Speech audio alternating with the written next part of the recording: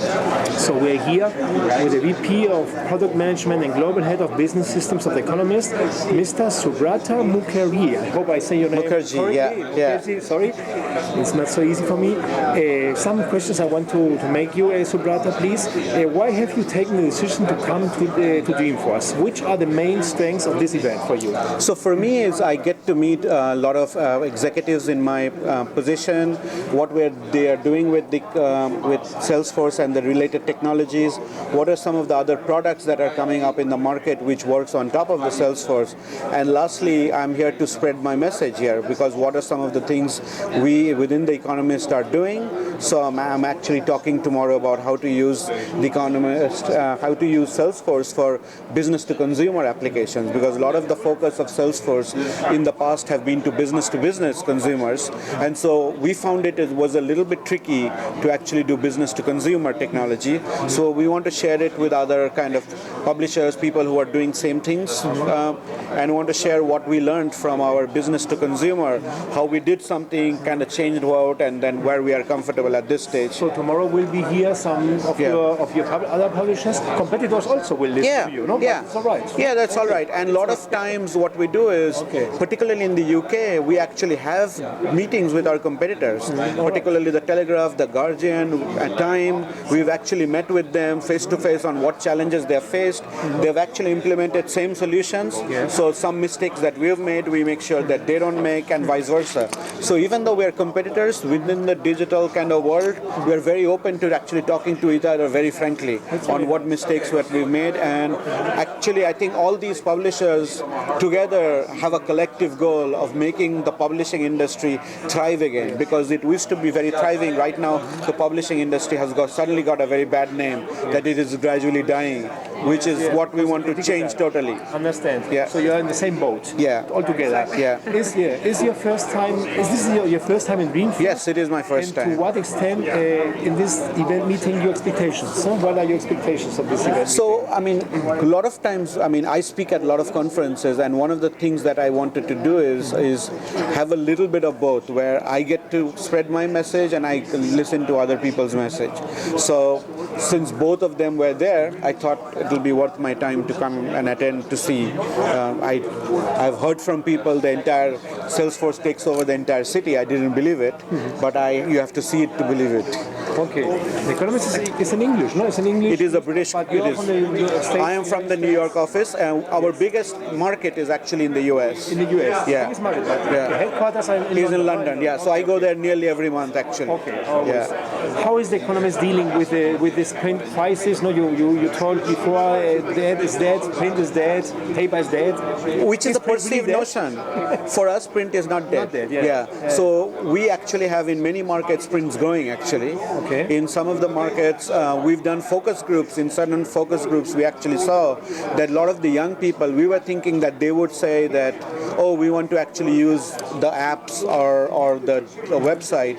And they've said no. They said they want to actually get a print subscriber, because a lot of people, students particularly, are using it to actually do their academic debates or things like that. And for them, they actually really value the print subscription. So our print subscription is not dead.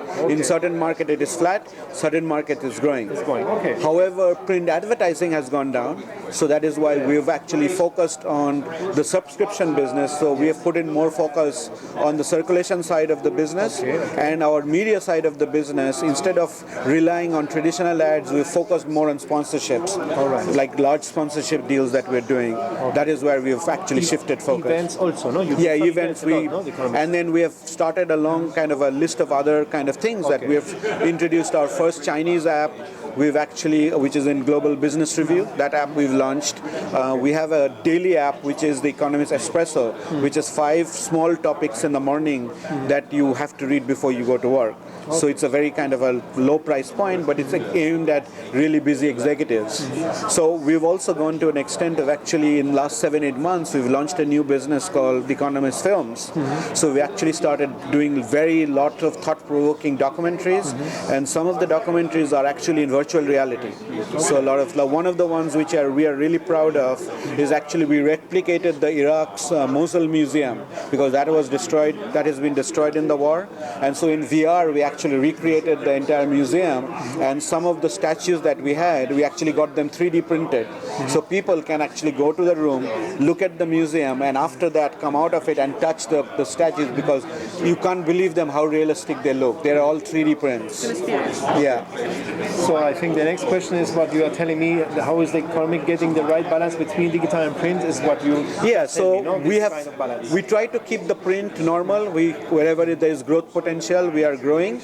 In certain cases, what we want to do is we want to prepare for the longer term, and we want to add our complementary products. So what we want to do is do our intellectual stimulation on every aspect of the customer's intellectual curiosity. Okay, data analysis plays a leading role in the Economist, no? Yeah. Digital transformation. Yeah. How does the Economist make the most of data at this moment? So for two things we do. One is a little bit of different from the consumer side and a little bit different from our media business side. In the media business side, 2 years ago we've implemented Blue Kai, which is a data management platform. So that allows us to do very personalized ads. That even allows us to do programmatic ads that the industry is kind of going. We have said no to native ads. So we said that we as a company will never do it. On the subscription side, what we're doing is we're mining a lot of our customer attributes in the CRM platform, in our master data, and what we're doing is we're using that to do personalized content, personalized offer, personalized paywall. All of those things are there. We have a joke in the company, and people almost make a joke of me saying that I always tell, if there is a data output from one platform, if that is not an input in another platform, then don't do it. Why are you just capturing the data? Because you're wasting everybody's time, money, resources. A data output from one platform needs to at least be an input for another platform. Oh, it's a good idea. That is a very simple way I kind of push back on people. Which challenges is the Economist currently facing at this moment? So obviously advertising is one of the big areas, and what we want to do is we want to grow in other economies. Even our biggest market in the US and in the UK, we have not penetrated more than 3% of the country. Obviously we are a niche publisher. Yes. We don't want to be in the breaking news business because that is not where we are. We are very deep insights and analysis. That is where we focus on. Another thing is that I'm not sure if you would know that if you look at the Economist content, you will never find who has written what article. You will never know. Even internally, with access to the system, I will not know who has written what article. So the editorial and the business side are totally subscribed, so we can't bias each other. So if you have a subscription deal, we can't tell people that, oh, I've got a subscription deal from this, write something good about them. I've been there in the previous jobs before. Here we're not able to talk to each other. They don't even report up to the CEO. They report up to a board of directors who are like these lords and barons, rich people who don't need money. Exactly. The Economist aims to double its current profits from subscriptions in the next 5 years. No, you are telling it's for you is very important because advertising now it's not growing so fast or it's not growing. How do you intend to achieve this ambition goal? No, because subscription is also not easy. No, that people subscribe. It's a long-term relationship. Yeah, it is a long-term relationship. So how will you do this? So for us, it's three aspects of it. So it's acquire, engage, and nurture, right? So retain. So what we want to do is our penetration in some of the other economies are not high, so we want to attract a new group of people. So one of the ways we are doing is we're trying to do totally creative outdoor campaigns, because sometimes you see that if you want to acquire customers, you have to send them digital campaigns. We are totally going a different route because of our brand awareness and how respected we are in the world. We are doing in attracting millennials. So in certain cases, in large big cities in the world, we, let's say last 2 years, we've actually created in the summer free ice cream trucks. So the Economist free ice cream truck. People think, all right, what is that? So when they come in there, they actually saw the insects. If you want to get free ice cream, those insects will be covered with insects, different edible insects. And then to be able to try that as a topping, you have to either look at an Economist film or read an article about the Economist. So that is what we want to actually bring awareness of our content through totally different ways that we are trying to do. Young people. Yeah. So we have taco trucks that we sometimes put in different cities, but the tacos are made out of totally man-made items. There's no, so they are total Silicon Valley products, and we tell them to actually look at how Silicon Valley is changing, and we point them to an article on The Economist on an iPad that we want them to read it. So those are some of the interesting interesting ways where we are trying to attract. So then comes engagement. So a lot of our retention problems are not because people think that, oh my God, I'm not getting good use of the Economist subscription. Our biggest problem is people have subscription, they want a subscription, but when the time renewal comes, they say, oh, I don't have enough time to read it, so I'm wasting money. So what we want to do is, before it becomes a problem that people think that they're not doing, we try to do newsletter, alerts, try to engage them in different ways, so that when the time for retention comes, they don't think that way. Oh, I'm like wasting money because I don't have time. They love the content, they don't have time. So we want to be able to help them use our content different clever ways. Okay, that's a good idea. Yeah. If they use it, they will buy it. Yeah. You're right. So that is one of the ways we're doing. And third is we're trying to make retention as easy as possible.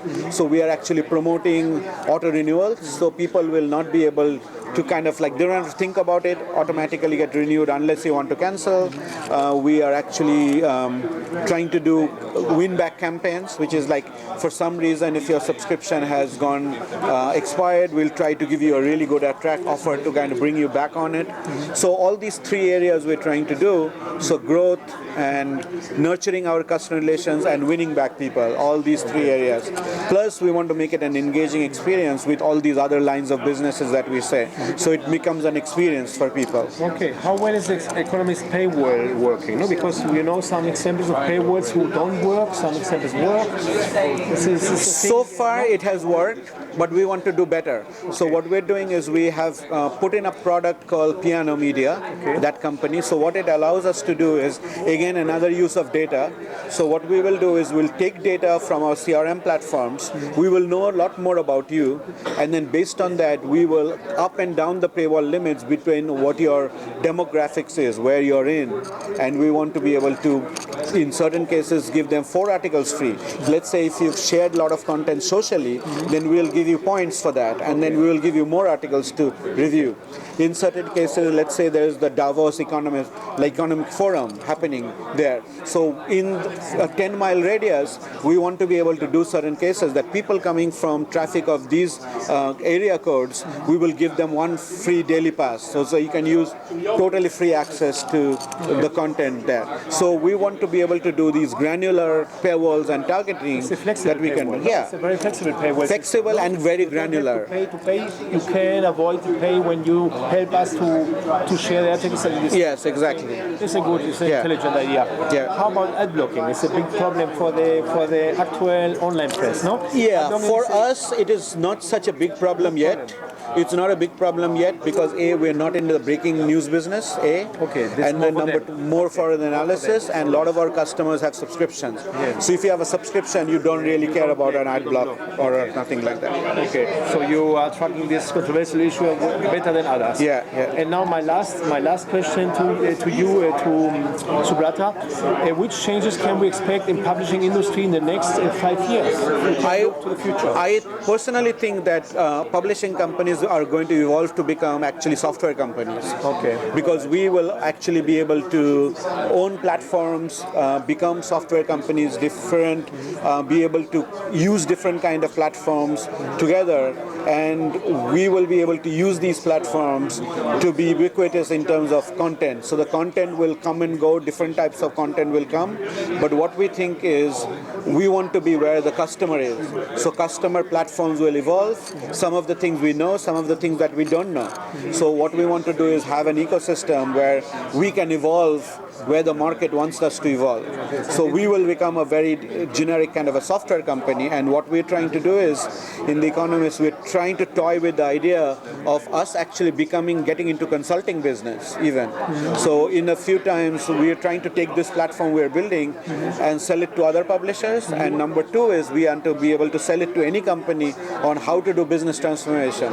So we want to actually do some kind of consultancy that we want to do. Who helps you with this? Salesforce helps you with all this? So the relation between Salesforce and Economist? Not that much. So obviously we don't want to sound that we are are representing a particular vendor, because the entire success of The Economist is where we are very neutral. Our content is neutral, our affiliation with different software vendors is neutral. So we want to keep that neutrality, but however we'll say that we have solved this problem with this thing, you can use this thing, or you can use what you have.